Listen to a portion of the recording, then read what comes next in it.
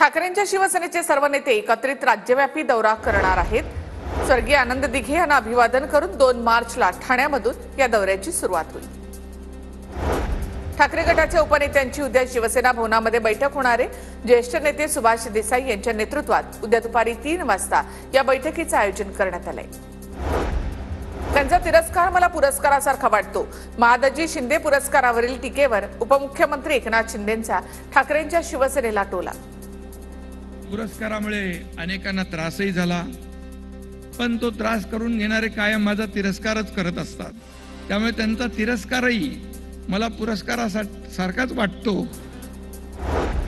मंत्री गणेश नाईक ठाण्यामध्ये पुन्हा जनता दरबार घेणार। ठाण्यातील जनता दरबारमधून गणेश नाईकांचं वक्तव्य। गणेश नाईक मार्चच्या अखेरच्या आठवड्यामध्ये ठाणे आणि पालघरमध्ये जनता दरबार घेतील। नवी मुंबईमध्ये 28 तारखेला जनता, पालघर जिल्ह्यामध्ये अधिवेशन 3 आठवड्याचे 3 तारखेला सुरू होतोय आणि त्याच्यानंतर मार्चच्या शेवटच्या आठवड्यामध्ये पालघर जनता दरबार होईल, ते ठाण्यात पण होईल। गँग ऑफ डोंबिवलीचा आका ठाण्यामध्ये अनधिकृत इमारती प्रकरणी मनसेचे नेते राजू पाटील यांची शिंदे पितापुत्रावर टीका। रहिवाशांच्या पाठीची मनसे उभी, राजू पाटलांची प्रतिक्रिया। अधिकारीपासून रजिस्ट्रेशन ऑफिसपासून माझं तर म्हणणं आहे बँकांच्या काही अधिकारी पण याच्यात सामील असू शकतात, कारण सर्च रिपोर्ट असल्याशिवाय या गोष्टी होत नाहीत आणि या लोकांना अभय देण्याचं काम इथला लोकल कोणी करू शकत नाही, हे ठाणेवालेच करतात। माझा स्पष्ट आरोप आहे। इथं संजय राऊत म्हणजे राज्याच्या वैचारिकतेला लागलेली कीड। भाजप आमदार चित्रा वाघ यांची राऊतांवर टीका। राऊतांना महिलांनी वटणीवर आणलं पाहिजे, चित्रा वाघ यांचा हल्लाबोल। महापालिका निवडणुकांबाबत उद्या सर्वोच्च न्यायालयामध्ये सुनावणी। प्रलंबित निवडणुकांची कार्यवाही पूर्ण करण्याबाबत याचिका। काँग्रेस प्रदेशाध्यक्ष हर्षवर्धन सपकाळ यांच्या नेतृत्वात काँग्रेस जिल्हाध्यक्षांची बैठक संपन्न। स्थानिक स्वराज्य संस्थेच्या निवडणुकीत काँग्रेस जिल्हाध्यक्षांचा एकला चलो रेचा नारा, सूत्रांची माहिती।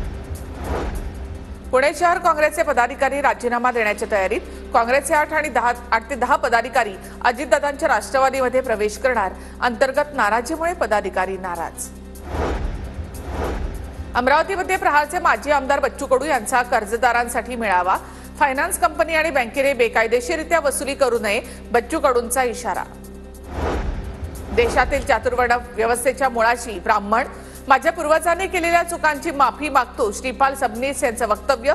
नथुराम गोडसेवर देखील घणाघाती टीका। गोडसे हा ब्राह्मण या माणसानं महात्मा गांधीतल्या महात्म्याला ठार मारलं, हे धर्मकारण नव्हे, हे धर्माची माजुरी पण आहे, हे घातक पण आहे आणि अशा धर्मापासून देशाचं संरक्षण करण्याची गरज आहे। ओबीसींची जातीय जनगणना करण्याची मागणी। राष्ट्रीय ओबीसी महासंघाचे अध्यक्ष बबनराव तायवाडे यांची मागण्या मान्य न केल्यास 31 मार्च नंतर आंदोलनाची भूमिका घेणार, तायवाडेंचा इशारा। करुणा मुंडेंच्या याचिकेवर पुढील सुनावणी 15 मार्चला।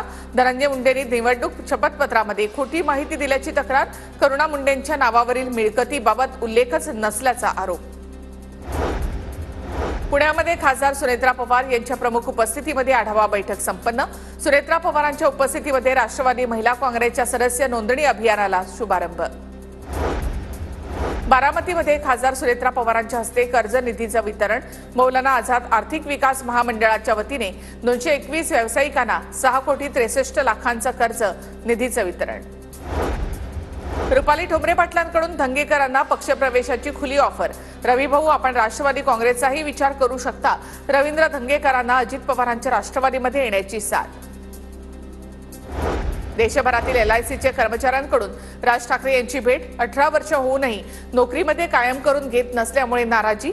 राज ठाकरेच आम्हाला न्याय देतील, कर्मचाऱ्यांना विश्वास। आणि एक महत्त्वाची